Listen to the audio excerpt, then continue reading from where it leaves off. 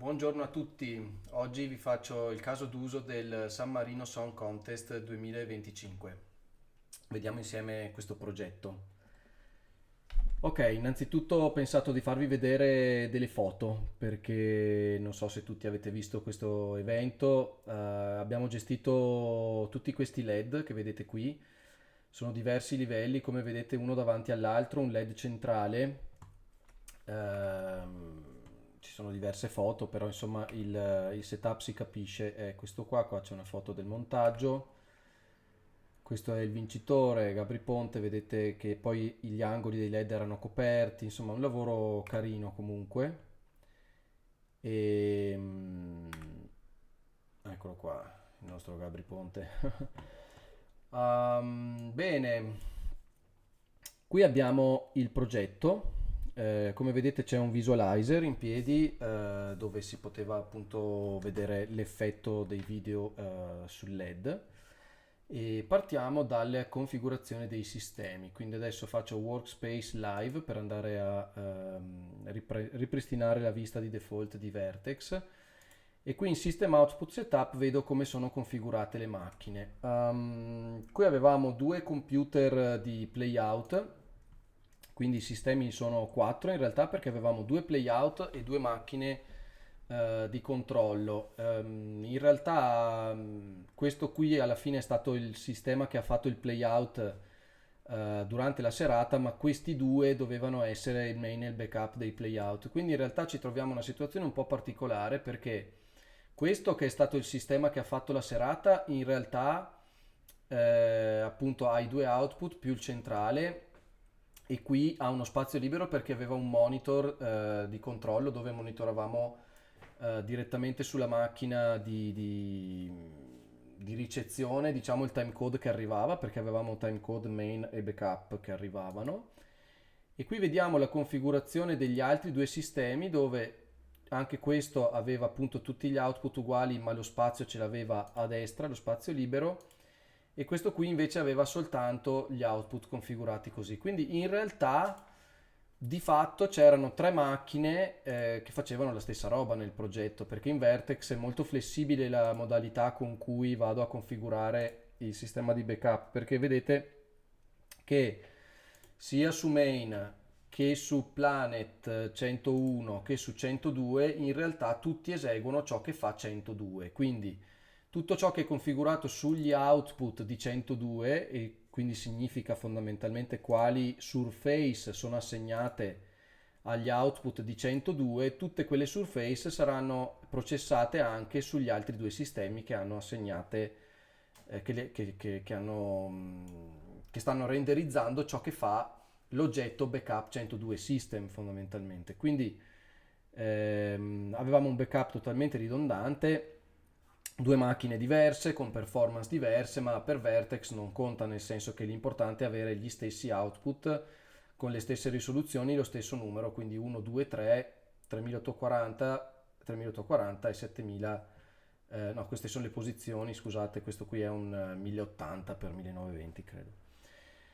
Quindi questa era un po' la configurazione dei sistemi, e come canvas avevamo tre canvas, nel senso che quattro in realtà, perché abbiamo il canvas centrale per lo schermo centrale, poi abbiamo il canvas di destra che è questo, lo vediamo meglio con un test pattern. Ecco qui vedete i vari LED che non sono sovrapposti, quindi sono messi praticamente come se fosse un po' un UV map di tutto questo insieme di LED. La sinistra è uguale ma specchiata, quindi questa è la sinistra. Come vedete ci sono varie surface che inquadrano il canvas, e poi abbiamo anche il total canvas. Qui ho preso delle altre surface, le ho posizionate su questo canvas e le ho mappate un po' a occhio secondo quello che vedevo io sul palco, quindi vedete che qui le surface sono sovrapposte. Però questo mi dava la possibilità a livello di output di mandare fuori qualcosa, diciamo così, alla Boris, smarmellandolo su tutta la superficie, quindi potevo andare a riempire con un video tutta la superficie. L'ho usato due volte, però diciamo l'ho fatto un po' più come esercizio di stile che non vera necessità, potevo benissimo farne a meno. Ehm, quindi infatti se andiamo su System e visualizziamo Backup 102, che è il sistema dove appunto stiamo lavorando, vediamo che qui adesso ci sono tutte le surface col test pattern. Se vado in sequenza 2 e lancio uno dei video, vediamo che aspetta, questo, e poi devo tirar su sicuramente qualche opacità. Allora, playback, eccola qua, mix level, eccolo qua, vedete. Quindi qui i video ovviamente riempivano lo schermo perché noi sapevamo che il LED era lì, ma chiedevamo a chi realizzava i contributi di crearli interi. E poi quando volevo usare anche l'approccio diciamo così smarmello, bastava andarci sopra con questo, e questo qui è un video che, se lo vediamo nel canvas, semplicemente vedete è un video allargato che va a riempire tutto quanto. Quindi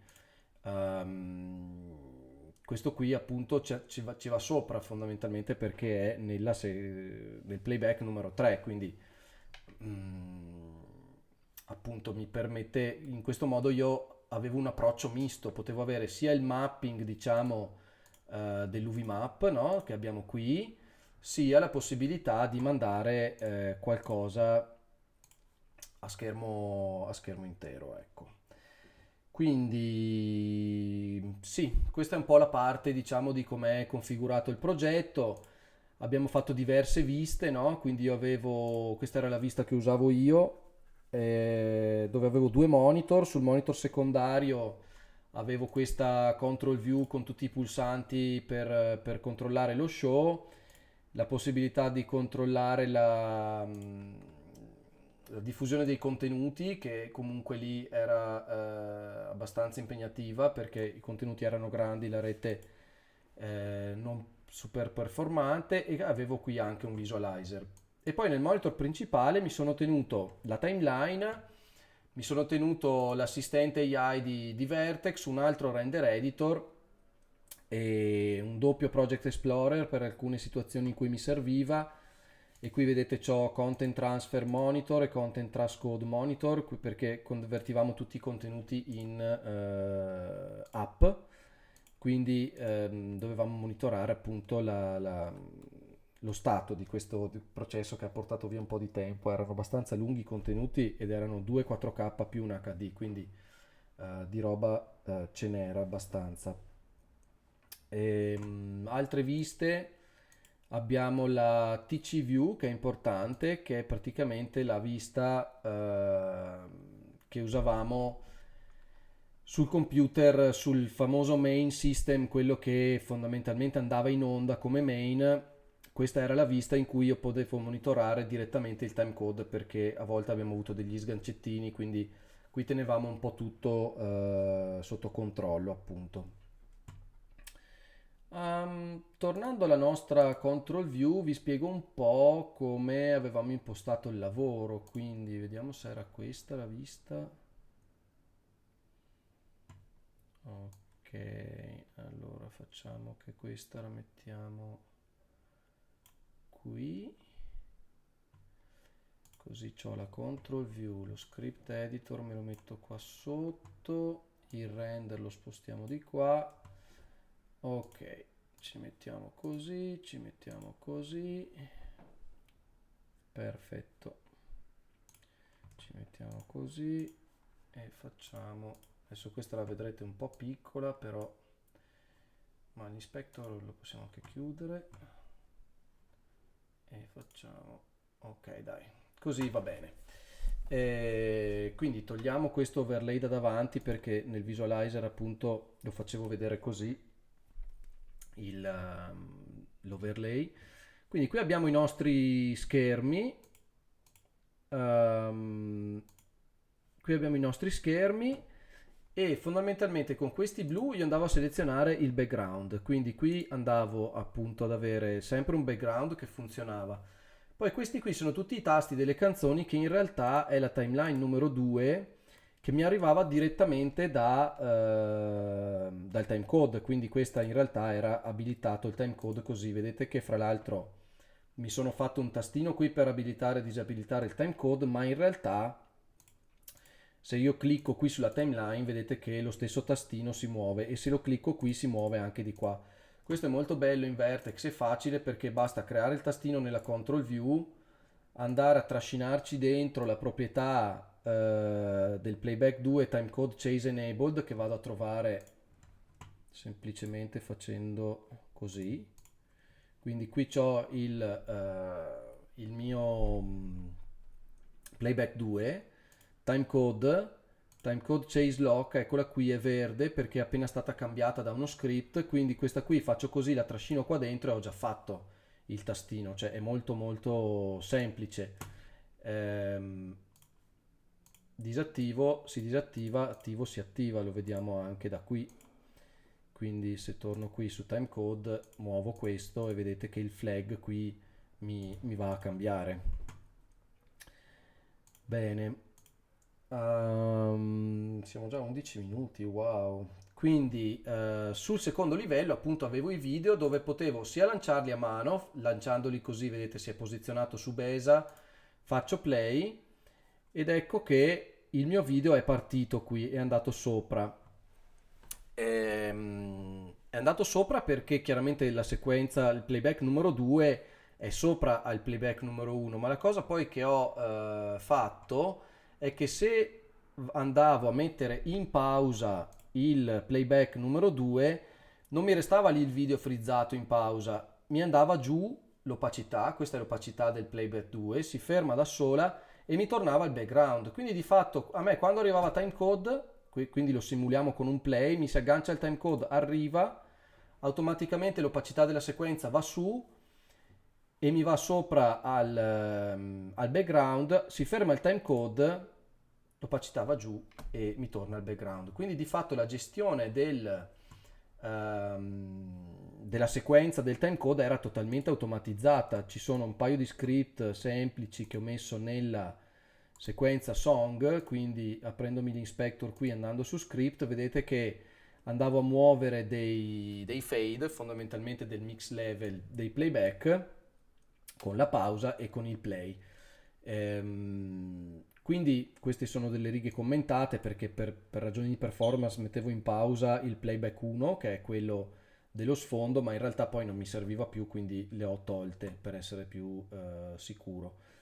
Um, quindi questo era un po' il meccanismo, diciamo, del timecode. Dopodiché questi tasti rossi sono le chiamate che mi faceva il regista al volo, quindi io qui avevo il vincitore piuttosto che la classifica, no, al centro, piuttosto che... E questa è la timeline numero 3, eccola qua.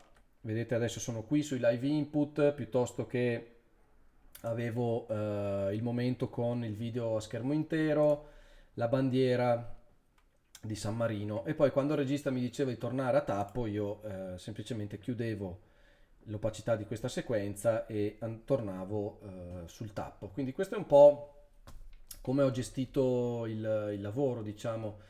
Un'altra cosa interessante che ho fatto è, vedete questo rettangolo rosso?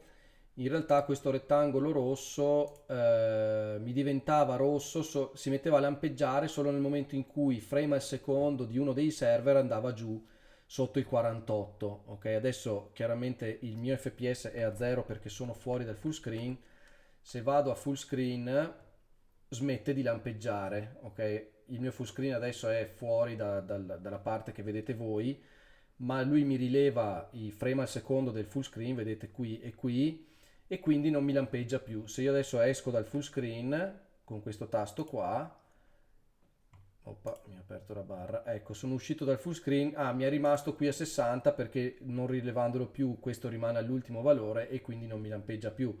Però diciamo in una situazione in cui il motore di rendering funziona a modo e ho un drop dei frame, questo qui si metteva a lampeggiare, quindi avevo un segnale chiaro di che cosa sta succedendo fondamentalmente nel sistema. Bene, direi che è tutto. Sto pensando se c'è altro che vi volevo mostrare. Vabbè, c'era uno Stream Deck che controllava, ma aveva fondamentalmente i tasti che ci sono qui. E sto pensando un attimo. No, direi che possiamo finire qua, sono 15 minuti di video. Mi faccio vedere un attimo, eccoci qua e bene, vi ringrazio e alla prossima. Ciao ciao!